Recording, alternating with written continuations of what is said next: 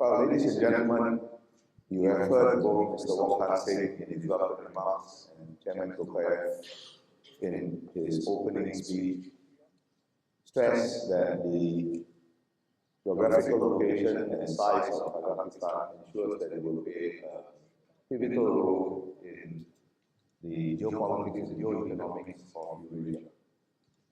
Last year, I had the privilege of visiting Astana and heard something of their very ambitious plans to leverage on this strategic location for economic development and tap into the many opportunities that are going to be opened up by the One Belt, One Road project.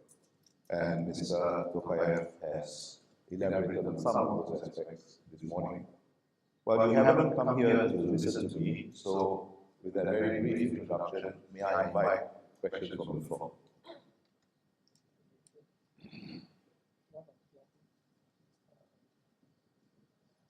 If you stand up, I think the microphone will be brought to you.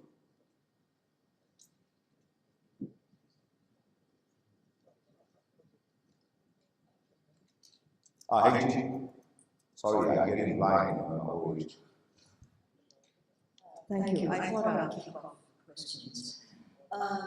Chairman Tokayev, you gave us a very comprehensive and really very refreshing view from Central Asia. It's not just a strategic view.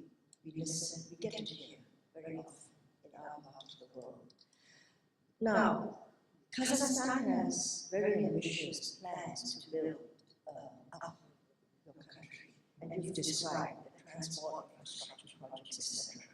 All that, I presume, is from Kazakhstan.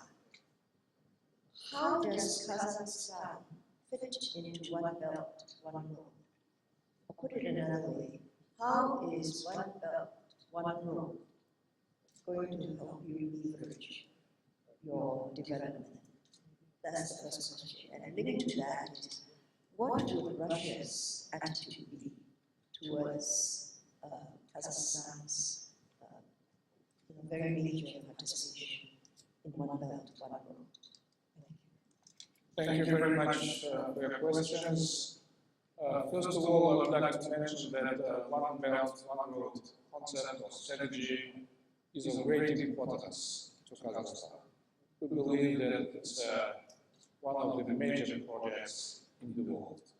As to Central Asia, including Kazakhstan, it is of great importance, as I said, and Kazakhstan is committed to meet up its own infrastructural programs with the One Belt, One Road.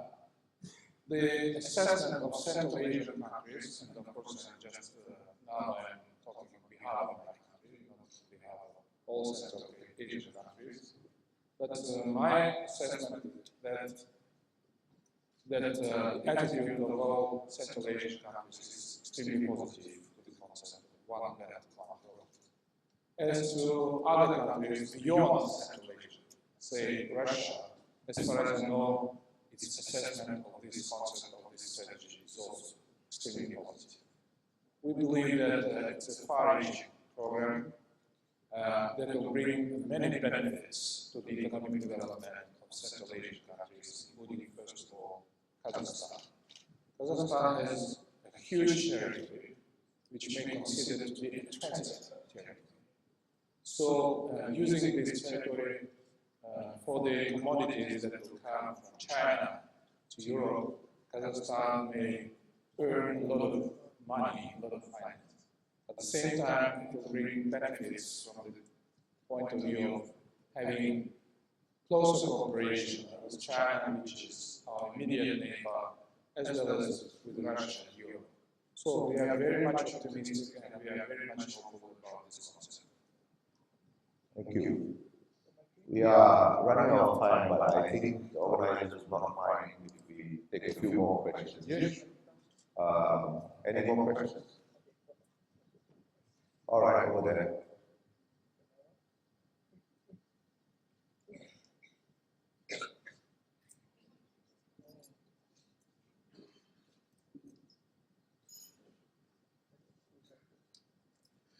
Chairman Tokayev, sir, I am the Director of the Institute of South Asian Studies.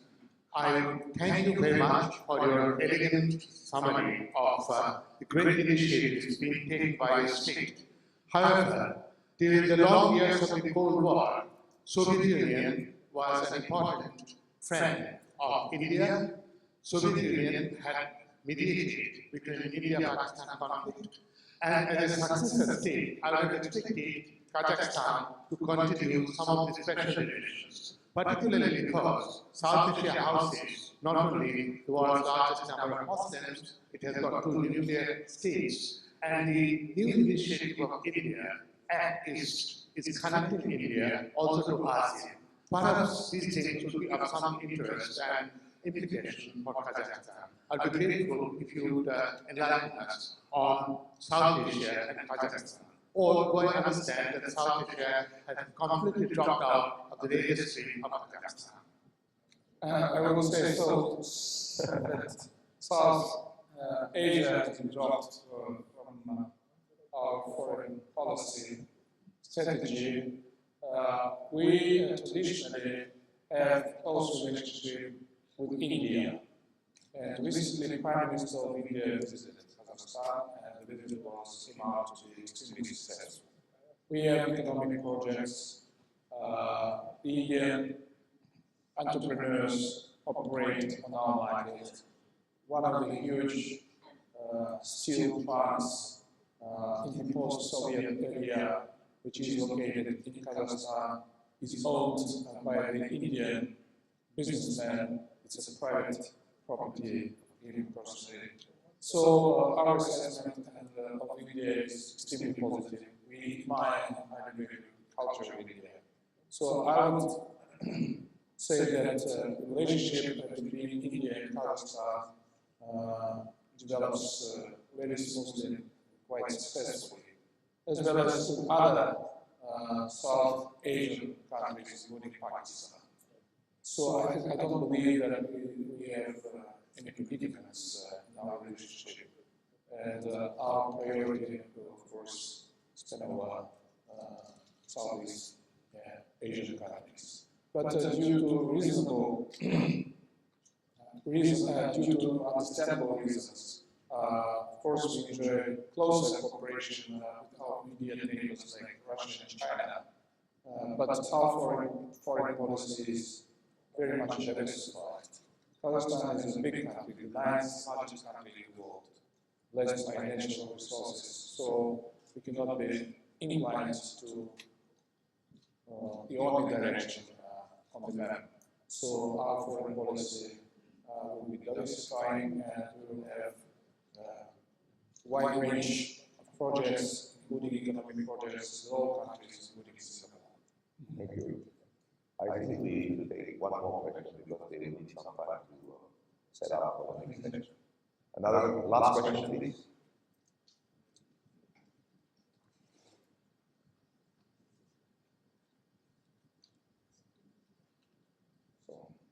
Thank you very much. Thank you.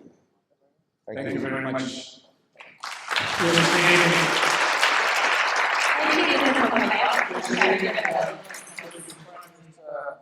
Shanmugaratnam said that the former ministers who are present, by definition, are wiser than the current minister, because I am many times former foreign minister and former prime minister, and even I'm former chairman of the Senate. This is my second term. So I would like to welcome all of you, and I would say that from my point of view, the Singapore Forum gives out to the real success story. Thank you.